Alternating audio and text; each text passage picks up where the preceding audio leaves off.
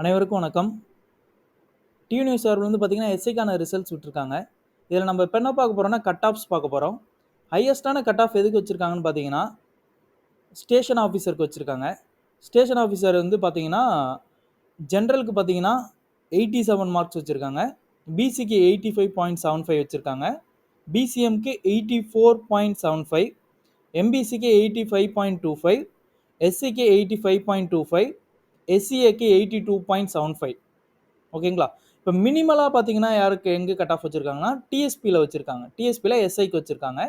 பார்த்தோன்னா ஜென்ரலுக்கு பார்த்தீங்கன்னா 84.25 வச்சுருக்காங்க. பிசிக்கு வந்து 83.75, பிசிஎம்க்கு பார்த்தீங்கன்னா 81, எம்பிசிக்கு பார்த்தீங்கன்னா 83.75, எஸ்சிக்கு பார்த்தீங்கன்னா 83, எஸ்சி பார்த்தீங்கன்னா 80, எஸ்டிக்கு 80. இதில் நம்ம முக்கியமாக கவனிக்க வேண்டியது என்னென்னா பிஎஸ்டிஎம் வச்சுருக்கவங்களுக்கு நல்ல பெனிஃபிட் இந்த தடவை. பார்த்தீங்கன்னா மினிமலாக பார்த்தீங்கன்னா எல்லா இதுலேயுமே ஒரு 3 மார்க்ஸ் டிஃப்ரென்ஸ் வர மாதிரி இருக்கும்.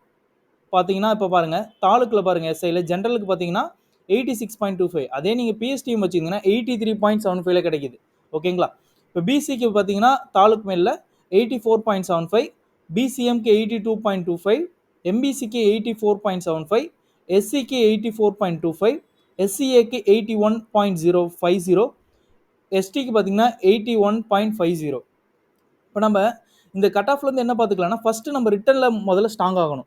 எந்த அளவுக்கு ரிட்டனில் ஸ்ட்ராங் ஆகிறோமோ அந்த அளவுக்கு நம்ம வந்து மார்க்ஸ் அதிகமாக கொண்டு போய் வச்சிடணும். இப்போ ஃபஸ்ட்டு நடக்கிற இதில் 70 அவுட் ஆஃப்ல நமக்கு நீங்கள் ஒரு 63, 64 வச்சுட்டிங்கன்னா அடுத்தது வரக்கூடிய ஃபிசிக்கலில் 15 ஃபுல் மார்க் நீங்கள் எடுக்கணும். ஃபுல் மார்க் எடுத்திங்கன்னா நீங்கள் தைரியமாக உள்ளே போகலாம். நீங்கள் இன்டர்வியூவில் கண்டிப்பாக எப்படியாவது 6 மார்க்காவது அட்லீஸ்ட் நீங்கள் உள்ளே போயிட்டு வந்தாலே எப்படியாவது நீங்கள் பர்ஃபார்ம் பண்ணி எடுத்துடலாம். அப்படின்றப்ப நம்மளுக்கு கண்டிப்பாக போஸ்டிங் கிடைக்கும். இப்போ அடுத்தது பார்த்தீங்கன்னா ஆர்மடு ரிசர்வ் ஏஆரில் மேலுக்கு பார்த்தோன்னா ஜென்ரலுக்கு பார்த்தீங்கன்னா கட் ஆஃப் வந்து 84.50, பிசிக்கு பார்த்தீங்கன்னா 84.25, பிசிஎம்க்கு பார்த்தீங்கன்னா 82, எம்பிசிக்கு பார்த்தீங்கன்னா 84.50, எஸ்சிக்கு பார்த்தீங்கன்னா 83.75, எஸ்சிஏக்கு பார்த்தீங்கன்னா 80.75. இப்போ பார்த்தீங்கன்னா ஃபீமேலுக்கான ஏஆருக்கான கட் ஆஃப் என்னன்னு பார்த்தோன்னா 76 ஜென்ரலுக்கு, பிசிக்கு பார்த்தீங்கன்னா 75.25, பிசிஎம்க்கு பார்த்தீங்கன்னா 72, எம்பிசிக்கு பார்த்தீங்கன்னா 75.25, எஸ்சிக்கு பார்த்தீங்கன்னா 73.50. ஓகேங்களா? இப்போ வந்து இது டிபார்ட்மெண்ட் கேண்டிடேட் டிபார்ட்மெண்ட்டுக்கு பார்த்தீங்கன்னா தாலுக்கு இது பார்த்தீங்கன்னா 83.75, பிசிக்கு பார்த்தீங்கன்னா 82, பிசிஎம்க்கு பார்த்தீங்கன்னா 81, எம்பிசிக்கு பார்த்தீங்கன்னா 81.50, எஸ்சிக்கு பார்த்தீங்கன்னா 81, எஸ்சிஏக்கு பார்த்தீங்கன்னா 76.25, எஸ்டிக்கு பார்த்தீங்கன்னா 81.25. இப்போ நம்ம ஒட்டுமொத்த கட் ஆஃப்லேருந்து நம்ம ஃபஸ்ட்டு என்ன தெரியுதுன்னா ரிட்டனில் நம்ம ஸ்ட்ராங் ஆகணும். இப்போ பார்த்தீங்கன்னா மினிமம் ஒரு 2 மந்த்ஸ்க்குள்ளேயாவது பார்த்தீங்கன்னா நம்மளுக்கு எப்படியாவது நோட்டிஃபிகேஷன் ரிலீஸ் ஆகிடும். அப்போ நம்ம ஃபஸ்ட் இப்போ இருந்தே நம்ம வந்து ஃபுல்லாக வந்து ரிட்டனுக்கு ஸ்ட்ராங் ஆகணும். ரிட்டனுக்கு நம்ம எந்த அளவுக்கு ஸ்ட்ராங் ஆகிறோமோ அதுதான் நம்ம உள்ளே போய் நம்ம பர்ஃபார்ம் பண்ணுறதுல ஒரு பூஸ்டப் கொடுக்கும். இப்போ ஒரு எக்ஸாம்பிளுக்கு நீங்கள் வந்து ரிட்டனில் 64 அந்த மாதிரி 63 எடுத்துட்டிங்கன்னா உங்களுக்கே ஒரு தெரியாமல் ஒரு கான்ஃபிடன்ஸ் வரும். அந்த கான்ஃபிடன்ஸோட நீங்கள் போய் உள்ள ஃபிசிக்கல் பண்ணும்போது கண்டிப்பாக அந்த கான்ஃபிடன்ஸ் உங்களுக்கு ஃபிசிக்கலுக்கு பூஸ்டப் தரும்.